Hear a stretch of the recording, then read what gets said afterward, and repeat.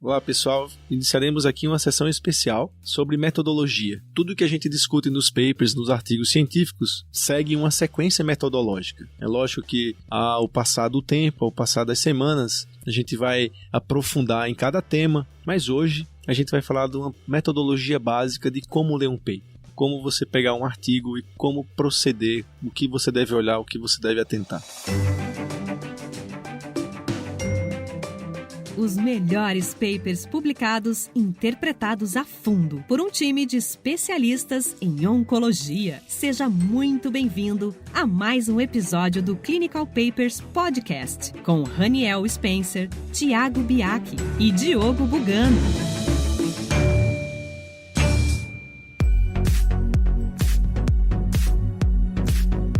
Então, quando você olhar um trabalho científico, existe algo que se chama autoridade em medicina. Não confunda com viés de autoridade. Quer dizer que nem todo mundo que é famoso é confiável ou fez um paper adequado. Mas, geralmente, alguém que entende da área, um expert, ele traz essa carga de credibilidade para o trabalho. Então, a primeira coisa que você vai olhar é qual a revista que você está tendo acesso. Existe um index que você procura, vê o fator de impacto, quer dizer, o quanto essa revista e esse artigo é replicado, o quanto de influência essa revista tem no mundo científico. Então existem revistas consagradíssimas como New England, como Lancet, o próprio JCO, que são revistas que têm realmente um impacto muito grande no mundo científico, isso já traz credibilidade. Você vê o centro da onde foi feito, que hospital, quem são as pessoas envolvidas nesse trabalho. Isso muitas vezes, se a pessoa olhar o primeiro autor e não for conhecida, porque às vezes o primeiro autor, pessoal, na prática, é alguém, é um estagiário, é algum residente, algum fellow que está vindo de algum outro país e está ali. E você sempre olha o último autor, Não que o primeiro autor às vezes não seja o PI, quer dizer, o investigador principal, mas olha para o último autor, vê o centro. Então você pega um trabalho do Memorial, sei lá, em coloretal, e tem o Dr. Garcia Aguilar, que é o chefe de cirurgia coloretal. Você vê um trabalho do M.D. Anderson, e tem o Dr. George Cheng, que é o chefe também da coloretal lá. Então são pessoas que têm credibilidade. Isso deve ser observado. Isso é o primeiro ponto. A partir daí, a gente vai para o abstract, para você ver se aquele paper atende ao que você quer. Se é realmente aquilo que você está procurando. Porque muitas vezes o título, eles vendem o título para você. Muitas vezes um título é um título que chama atenção e você, poxa, quero ver esse paper. Quando você vai ver o abstract, não tem muito a ver com aquela pergunta que você está procurando. O abstract é uma forma de lhe situar naquele trabalho, de maneira que você saiba se realmente é aquilo que você está procurando. Ninguém vai tomar decisão, olhar resultado interessante ou não, olhando o abstract. Você não pode tomar uma decisão, poxa, olha aqui, tantos por cento de sobrevida global. Você vê o quanto a gente fala sobre a metodologia dos trabalhos. Então, é muito mais para você entender se aquele trabalho você está direcionando a sua pergunta, o que você quer responder, do que avaliar propriamente resultado. Não avalie resultado em abstract. Diogo, é isso? O Raniel deixou bem claro a importância de você ver quem que é o autor, o senior author especialmente. O americano às vezes chama o senior author do guarantor, o cara que vai garantir a qualidade do que você está falando. O abstract, muita gente lê o abstract, lê a conclusão do abstract e vê se o estudo é negativo, nem lê o paper. Aí tem uma pegadinha. Porque tem trabalhos que você esperava que fossem positivos. Então tem uma intervenção, uma droga que você acredita muito nela, você vê pelo título ou pelo desenho do abstract que você esperava que fosse positivo e você vê a conclusão que é negativo. Esse estudo deve ser lido, porque você esperava que fosse positivo e não foi. Você vai tentar entender por que raios não foi positivo aquele que era tão interessante. Então não desprezem um trabalho negativo só pelo abstract. Tenta entender por que raios ele foi negativo. Eu diria que o abstract é o convite. Ele está te fazendo um convite para ler aquilo ali, você olha o convite e vê se você quer entrar nessa jornada ou não, mas realmente eu acho que as conclusões elas devem ser tomadas depois da leitura na íntegra, isso sem dúvida. Tem uma informação que em alguns papers a gente acaba vendo no abstract e não no texto, que é o financiamento do estudo. Isso, quando a gente fala em estudos em oncologia, é um dado que é importante. Se aquele estudo ele foi financiado pela indústria farmacêutica, se aquele estudo ele foi financiado pelo próprio centro, o financiamento do estudo para a gente em oncologia é uma informação também que é importante, que deve ser levada em consideração. Seguindo um pouco mais, introdução. Diogo, eu gosto pra caramba de falar de introdução, acho que todo mundo já tá enjoado disso, mas a introdução, como eu falei, é uma parte mais importante do trabalho, é onde ela lhe situa, né? Então você aceitou o convite, né, Tiago? E começou a ler a introdução, ela faz um preâmbulo do assunto, né, de uma maneira ampla, direciona você para uma pergunta, né? É contar uma história, ela conta o que aconteceu e fala, geralmente você procura a palavra however, né? However, quer dizer, tá tudo bem, aconteceu isso, eu fiz química, foi ótimo, mas esse mais geralmente é a pergunta, geralmente é o gap, é o que o autor quer explorar naquele paper. De uma maneira prática, procura o however e aí você sabe pelo menos a pergunta. Logo depois do however, ele vai dizer, então nós fizemos esse trabalho para responder essa pergunta tal, ou então ele fala assim, por conta disso, nós temos o objetivo de responder isso, ou vem um tópico lá, objetivo sobre isso. Mas entender a pergunta é fundamental, né? Fundamental para que você saiba do que se trata. Então depois ele fala, geralmente em inglês, therefore, que é uma palavra que fala, portanto, vamos fazer isso. Alguns autores falam um pouco do método, vamos fazer isso através de um estudo prospectivo, randomizado, etc. Alguns autores falam, então nós decidimos investigar tal e tal assunto. Eu acho que você sabendo procurar isso, já é meio caminho andado para entender o paper. Eu, quando vejo a introdução, eu tenho 2 objetivos. Um objetivo é me atualizar sobre o assunto. Introduções são os melhores resumos de qualquer assunto, porque é o autor, que é um cara que entende muito daquilo, te resume em 2, 3 parágrafos toda a ciência prévia antes de chegar naquele estudo. E a segunda coisa que eu busco é, quando é um tratamento novo, uma droga nova, uma intervenção nova, eles vão te explicar na introdução o que é aquilo. O que é esse anticorpo monoclonal, contra o que ele é, o que é essa técnica cirúrgica, o que ela objetiva. Porque às vezes é uma coisa realmente inovadora que você não conhece. O próximo passo, depois da introdução, é a metodologia. A metodologia muitas vezes é feita por sessões, né, ou ela é feita de uma maneira ininterrupta, né, direta. Geralmente, o autor começa falando do tipo de trabalho, né, se ele é prospectivo, se ele é retrospectivo, se ele é fase 2, como vai ser a coleta de dados, como vai ser o recrutamento dos pacientes. É um método, né? E aí dentro do método tem, além disso, como vai ser a análise estatística, se tem algum protocolo de quimioterapia, como vai ser a quimioterapia, se tem algum protocolo de radioterapia, como vai ser a radioterapia. Tem trabalhos, por exemplo, cirúrgicos que descrevem todo o procedimento cirúrgico. Dependendo do seu tema, do que você está abordando, você vai direcionar um pouco para lá e para cá. O que não pode faltar é dizer como é o trabalho, se ele é retrospectivo ou prospectivo, né, o modelo dele, e dizer da análise estatística como foi feita, porque hoje em dia, né, sem uma boa descrição estatística, você vai ver que nas nossas discussões está sempre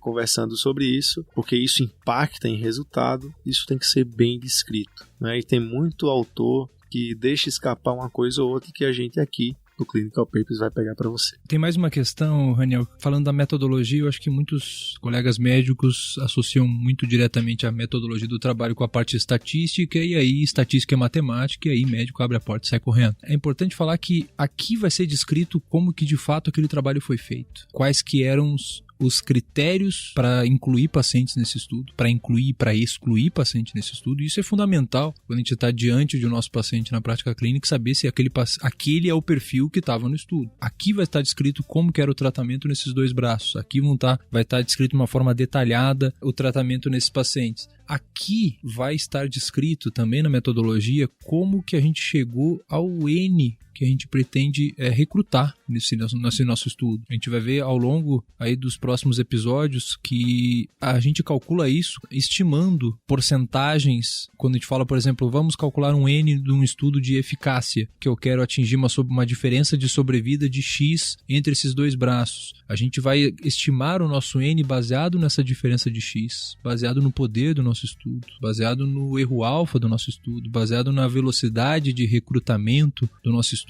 Isso também vai estar descrito aqui na metodologia. Como que vão ser seguidos os nossos pacientes depois desse estudo? Isso vai estar descrito também na nossa metodologia. Se o nosso estudo for sobre sobrevida livre de doença, como que eu vou acompanhar esses pacientes? A gente vai fazer tomografia? Que frequência a gente vai fazer a tomografia? Então, a metodologia, sem dúvida, é uma parte que a gente não deve fugir de forma alguma. É legal você comentar isso, Thiago. Thiago, eu penso na metodologia, especificamente critérios de inclusão e exclusão e tratamentos, eu penso de duas formas. Uma é para tentar identificar se houve algum viés de seleção. Então, é uma população que é enviesada por um motivo ou por outro. Segunda coisa, eu penso o que eu tenho que fazer na minha prática clínica para replicar esse estudo. Então, quem é o paciente que eu trataria? É o mesmo paciente que está incluído no estudo? Como que eu faço esse tratamento? Como eu faço cirurgia? Como eu faço a quimio? Vai estar escrito lá. O Thiago comentou um pouco da parte estatística e realmente quase todo mundo na parte de análise estatística sai correndo. Você, como médico, não é obrigado a saber tudo de estatística, mas acho que tem 2 pontos que você tem que atentar na parte de análise estatística. Primeiro é o que era o objetivo primário. A gente sempre comenta nos nossos podcasts que o objetivo primário é aquele para o qual o estudo foi desenhado para testar. Então tem poder estatístico, tem confiança estatística. E o que é confiança estatística? É o que a gente chama do alfa, que é a chance de ser um falso positivo. A gente vai ter sessões específicas de metodologia para discutir isso outras vezes. A segunda coisa que você tem que ver na parte de estatística é se o estudo foi conduzido até o final ou se ele parou precocemente por algum motivo. Parou precocemente que estava indo bem demais? Parou precocemente que estava indo mal demais? Parou precocemente porque não tinha paciente nenhum? Parou precocemente porque teve uma outra droga melhor que apareceu no mercado e isso tornou-se antiético? Isso vai estar escrito lá na parte de análise estatística, pode influenciar muito o resultado final. Clinical Papers Podcast. Seguindo adiante, tem os resultados, né, e a descrição dos resultados. Não esperem comentários sobre os resultados. Eu acho que essa parte ela é bem descritiva mesmo. E hoje a gente tem tabelas que resumem muito bem. Às vezes nos resultados eu leio um pouco, eu olho a tabela, quando eu não entendo algum número da tabela eu vou ler um pouco o texto, eu faço esse lá e cá, mas realmente eu vou na tabela, na curva de sobrevida, é o que meu olho bate primeiro, quando eu pego o resultado. Porque o comentário do resultado vem na discussão. Então o resultado é algo bem descritivo, né? Às vezes fica até um pouco repetitivo, ele fala o que ele coloca na tabela. Por isso que eu faço isso, eu vou na tabela, eu vou na curva, eu olho aquele que eu não entendo, eu vou lá na descrição e vejo se teve alguma diferença ali no resultado.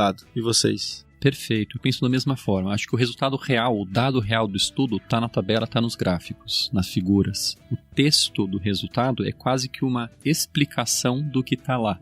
Eu vi o gráfico, estou com uma dúvida, eu vou no texto. Eu vi a tabela, estou com uma dúvida, eu vou no texto. Eu acho também que a hora de ver os resultados é a hora da gente conter um pouquinho a ansiedade de não ir direto no gráfico de sobrevida e prestar um pouco de atenção nessa tabela 1. Essa tabela 1, ela nos conta muita coisa. Nesses estudos de oncologia, nessa tabela 1, a gente vai conseguir ver as características dos pacientes que foram incluídos em cada braço. E a gente consegue ver aqui se tinha uma discrepância muito grande entre os nossos braços. A gente, lá no começo, a gente se propôs a randomizar pacientes com determinadas características e aqui na tabela 1 a gente vai conseguir ver se essas características elas de fato estavam bem balanceadas entre os dois grupos. Eu acho que essa tabela 1 pode nos dizer muita coisa. Bom que você lembrou da tabela 1. Além de ver se está balanceado, ela vai descrever a população. Você vai entender quem são esses pacientes. Esse paciente que está no estudo parece com o meu paciente que eu vejo no dia a dia, a idade, o tipo de doenças, comorbidades, isso vai estar na tabela 1. Se a tabela 1 tiver um paciente muito mais saudável do que o seu, muito mais doente do que o seu, talvez esse estudo não se aplique para o seu paciente. E aí vem a discussão. É engraçado que eu brinco com meus residentes que na hora que eles vão apresentar algum paper, eu não peço para colocar slide de discussão. Eu peço para colocar um slide de comentários. Porque, na verdade, a ideia da discussão é o autor discutir seus resultados. Então, por exemplo, eu fui numa tabela, tem um resultado. A linfadenectomia foi feita dessa forma e tal. Poxa, o que é que o autor vai falar sobre essa linfadenectomia? Que eu vi um problema naquela...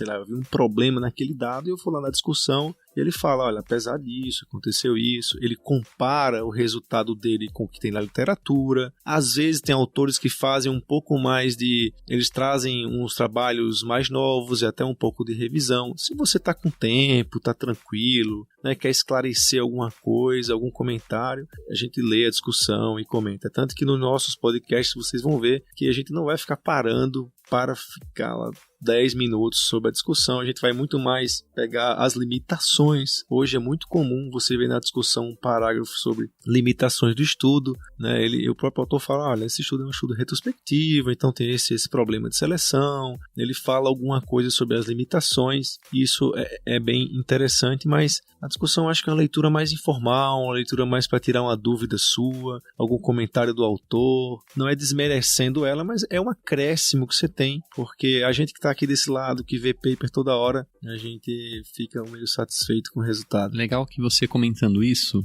é meio que todos nós achamos. A gente não dá tanta bola para a discussão. Não é porque ela é mal feita. Caramba, é um grande pesquisador, um grande especialista falando do assunto. O problema da discussão é que ela não envelhece bem. Ela é super atual quando o artigo é feito, quando ele é publicado. Que o autor fala o que teve até aquele momento na ciência, o que está rolando naquela hora e como o trabalho dele se insere naquele conhecimento daquela época. 10 anos depois, essa discussão é completamente irrelevante. O dado ainda é relevante, o dado a gente ainda comenta. A discussão está desatualizada. Então, por isso que a gente, quanto mais tempo passa da publicação do artigo, menos bola a gente dá para a discussão. E por isso que a gente aqui, nas nossas discussões nesse podcast, a gente comenta pouco da discussão do artigo, porque a contextualização do que acontece agora é o que a gente faz, é o nosso trabalho aqui. Sem dúvida, eu acho que a discussão é o momento onde o leitor ele tira suas próprias conclusões, ele vai ver os prós e contras descritos pelo autor, vai tirar suas próprias conclusões. Concordo plenamente com o Diogo, aquela verdade ela vai deixar de ser verdade, às vezes na próxima edição da revista, e assim, é o momento de despertar o nosso senso crítico. Acho que um bom escritor, às vezes muito bem financiado, ele pode te convencer que aquele resultado negativo que ele está te mostrando possa não ser tão negativo. Então, assim, você precisa... Esse é o momento de despertar teu senso crítico e, às vezes, é o momento de você, inclusive, escrever uma carta para a revista. E aí vem a conclusão e o agradecimento, né? A conclusão, o autor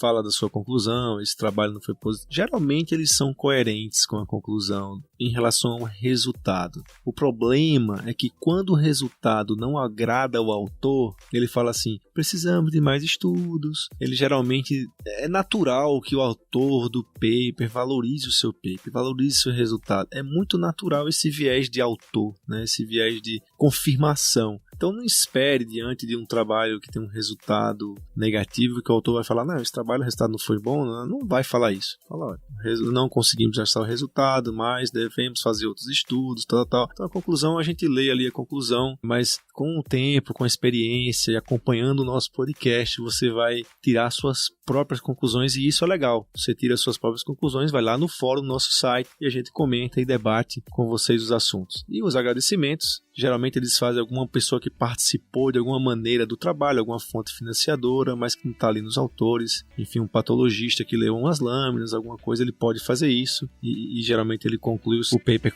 com as referências e seguimos adiante. Pessoal, muito obrigado. Essa sessão especial foi para situar você e faz com que você nos acompanhe toda semana aqui no Clinical Papers Podcast. Grande abraço e até lá.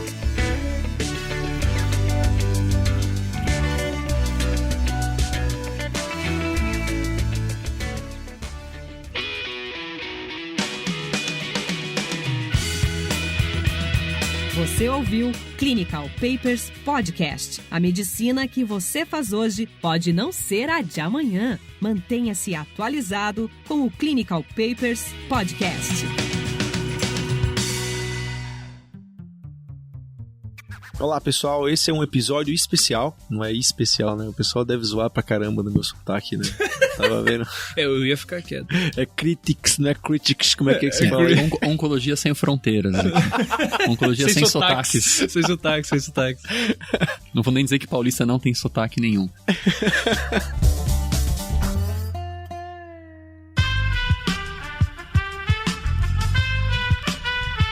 Este podcast foi editado por Aerolitos Edição Inteligente.